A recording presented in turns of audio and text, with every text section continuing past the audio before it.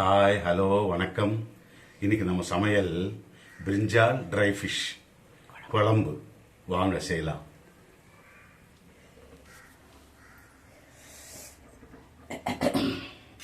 சொல்லுங்க மேடம். சொல்றதுக்கு ஒன்றுமே இல்லை. கத்திரிக்காய் போட்டு தக்காளி வெங்காயம் போட்டு கருவாடு ட்ரை ஃபிஷ் குழம்பு வச்சிடலாம் இன்னைக்கு. இது வந்து 2 டமோட்டா 2 தக்காளி பொடியாக அரிஞ்சு வச்சுருக்கேன். ஒரே ஒரு வெங்காயம். இது வந்து ஒரு 1/4 கிலோ கத்திரிக்காய் இருக்கும். இது ட்ரை ஃபிஷ்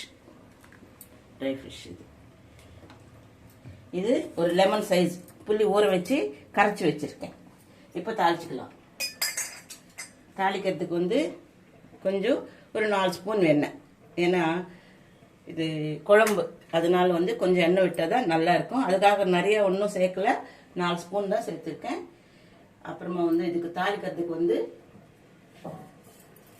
எப்பவுமே எண்ணெய் குழம்பு வச்சாலும் எது வச்சாலும் கொஞ்சோண்டு சோம்பு தாளிக்கிறதுக்கு போட்டால் ஸ்மெல் நல்லா இருக்கும். அதுக்காக கொஞ்சம் சோம்பு சேர்த்துருக்கேன். அப்புறமா ஆஸ் யூஷுவலாக நம்ம வந்து வடகம் யூஸ் பண்ணுறோம் இல்லையா, இந்த வடகம் அடுத்த வாரம் வடகம் வைப்பேன். அது வந்து உங்களுக்கு 3 பார்ட்டாக நான் வந்து செஞ்சு எப்படி செய்யறதுன்னு காட்டுறேன். இது வந்து பழசு பார்த்தீங்களா. இது வடகம் போடுறேன். வடகம் கூட நிறையெல்லாம் போட்டுக்கூடாது, அதையும் ஒரு அளவுக்கு தான் போட்டால் நல்லா இருக்கும். அது போதும். எதுவாக இருந்தாலும் அளவோட செய்யணும். அளவுக்கு மிஞ்சி செஞ்சால் நல்லா இருக்காது. இப்போ வந்து வடகம் சிகப்பாக ஒரு ப்ரௌன் கலருக்கு வரணும். வரட்டும். இன்னும் வரல, இன்னும் வரவில்லை. இப்போதான் வருது. அதில் இருக்க கடுகு சிட்டுப்பட்டு சவுண்டு வரணும் இல்லையா, அப்புறமா தான் அது ப்ரௌன் கலருக்கு வரும். ஸ்மெல்லு வரும். அது வடகம் வேகம் வந்துடுச்சு. இப்போ வந்து நம்ம வெங்காயம் சேர்த்துக்கலாம். நாங்கள் வந்து எண்ணெய்க்கு தனியாக வச்சுன்னு இருக்கிறோம். அதனால தான் எண்ணெய் வெங்காலே தனியாக கடாயி தனி கிண்ணம் எல்லாமே தனித்தனியாக இருக்கும். நாங்கள் எங்கள் வீட்டில் அப்படி தான் நாங்கள் செஞ்சுக்கிறோம். இது பார்த்தீங்களா, வடகம் நல்லா ப்ரௌன் கலர் வந்ததுக்கப்புறம் வெங்காயம் போட்டேன். இப்போது தக்காளியும் போட்டேன். இது கொஞ்ச நேரம் வதங்கணும். ஏன்னா தக்காளி கொஞ்சம் வதங்கினா தான் நல்லா இருக்கும்.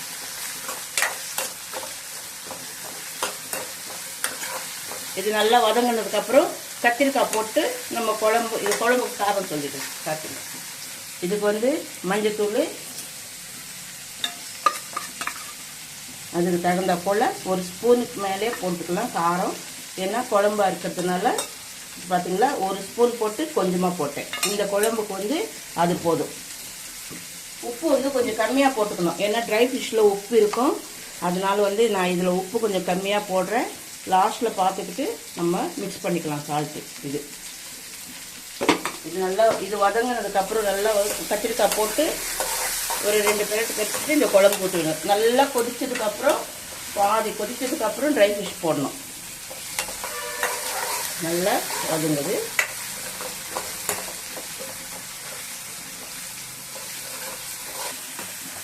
பார்த்தீங்களா, நல்லா தக்காளி வெங்காயம் நல்லா வதங்கிச்சு.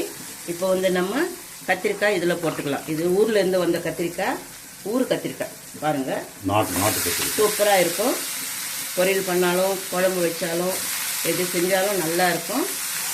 இது கத்திரிக்காய் போட்டாச்சு. கொஞ்ச நேரம், ரொம்ப நேரம்லாம் வதக்க வேணாம், கொஞ்ச நேரம் வதக்கிட்டு இந்த குழம்பு அதில் மிக்ஸ் பண்ணிக்கலாம். பாதி கொதிச்சதுக்கப்புறம் இந்த ட்ரை ஃபிஷ் இதில் மிக்ஸ் கழுவிட்டு நல்லா குழம்பு கத்திரிக்காய் கருவாடு குழம்பு. இதுக்கு இஞ்சி பூண்டு பேஸ்ட்டு அதெல்லாம் தேவையில்லை. இது வரைக்கும் போதும். ஏன்னா சோம்பு மட்டும் நான் போட்டிருக்கேன். இப்போ இதில் இந்த குழம்பு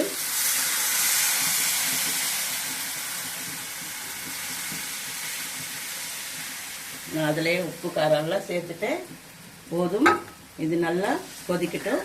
இதுக்குள்ள ட்ரை ஃபிஷ்ஷு க்ளீன் பண்ணிவிட்டு எடுத்துன்னு வந்து அதில் போட்டுக்கலாம். கொஞ்சம் நேரம் ஆகும். ஸோ இது நல்ல முக்கால்வாசி குழம்பு நல்லா பார்த்தீங்களா? கத்திரிக்காய் இந்த மாதிரி கட் பண்ணிக்கோங்க, நல்லா இருக்கும் பத்து பத்தையா. நீட்டா. ஆமாம், கொஞ்சம் பெருசாக போட்டுக்கிட்டிங்கன்னா குழம்புக்கு நல்லா இருக்கும். இப்போ ட்ரை ஃபிஷ்ஷு க்ளீன் பண்ணு. ட்ரை ஃபிஷ் வந்து முக்கால்வாசி குழம்பு கொதிச்சதுக்கப்புறம் ட்ரை ஃபிஷ் போட்டுக்கோங்க. அவ்வளோதான்.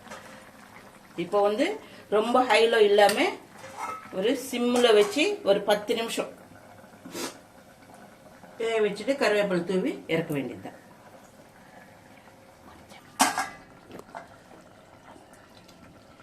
பார்த்தீங்கன்னா நல்லா குழம்பு கொதிச்சு எண்ணெய் எல்லாம் மேலே வந்துடுச்சு. அவ்வளோதான். இப்போது கருவேப்பிலை போட்டுட்டு நம்ம ஒரு கிளறிட்டு ஸ்டவ் ஆஃப் பண்ணிக்க வேண்டியதுதான். இதுதான் கத்திரிக்காய். ஆனால் முட்டை குழம்போடு இதே மாதிரி வச்சுக்கலாம்ல? வச்சுக்கலாம். கத்திரிக்காய் முட்டை குழம்பு. ஓகே, வச்சுக்கலாம்.